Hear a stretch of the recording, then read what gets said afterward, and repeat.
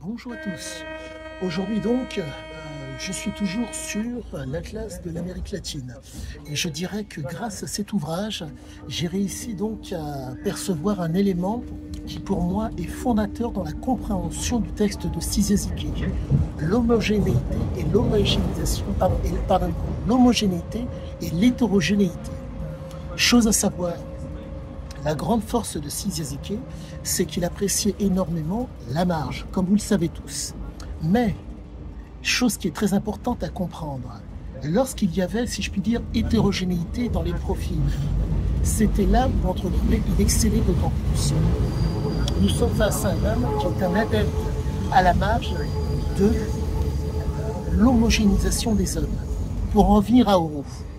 Il a conditionné des voyous qui avaient donc des profils complètement différents, nicaraguayens, panaméens de mémoire, des gens du Costa Rica, pour en faire des ouvriers spécialisés dans la recherche d'or. Vous vous retrouvez donc avec un homme qui est en mesure, à partir d'éléments disparates, de les homogénéiser et donc de faire en sorte qu'ils soient d'autant plus aptes à la recherche d'or, pour que le propos soit d'autant plus visible et d'autant plus criant de vérité.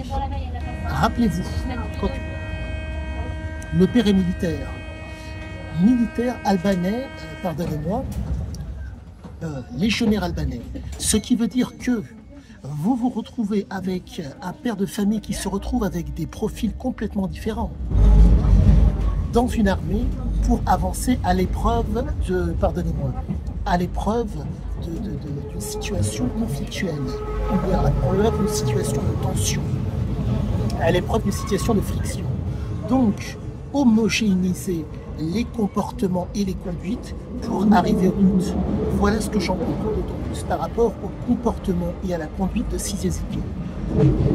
Les différentes aventures de Sisezike, ce qui les caractérise toutes, l'hétérogénéité, les profils complètement hétérogènes qui se trouvent devant lui. Mais, à un moment donné, un besoin, j'irais jusqu'à dire physiologique, d'homogénéiser les choses pour avancer au mieux dans la situation, ou dans l'aventure si vous préférez, pour en profiter comme on est, pour être dans le succès le grandiose à chaque fois. C'est vraiment le détail qui fait l'angle et qui vous permet de comprendre que la détermination, à la suite de ça, vous vous retrouvez donc avec le déterminisme, pardonnez-moi, le déterminisme, le déterminisme, les génies qui s'expriment, la spécificité par rapport à sa personne, par rapport à la situation et à l'environnement et au comportement des gens qui lui font face, et la spécialisation. J'en reviens, pardonnez-moi, je me répète pour que le propos soit d'autant mieux compris. Le déterminisme du père et de la mère, qui font qu'à la suite de ça, les gènes réminiscentes se sont exprimés. Les gènes réminiscentes se sont exprimés de façon bien spécifique par rapport à son jeune âge. Et à partir de là, vous vous retrouvez donc avec une spécificité par rapport à son jeune âge et une spécialisation.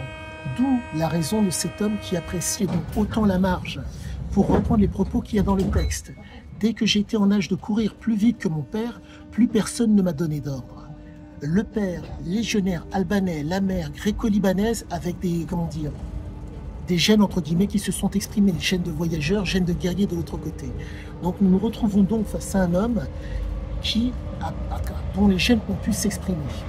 Par rapport au lieu, pardonnez-moi, le Maroc au premier abord, et par rapport à la situation conflictuelle qu'il y avait au Maroc lors des troubles au Maroc. Donc nous nous retrouvons donc avec cette spécificité, c'est spécifique à Zike, et après il y a cette spécialisation qui explique réellement qu'il y a un besoin, chaque fois qu'il chemine dans une aventure, d'homogénéisation.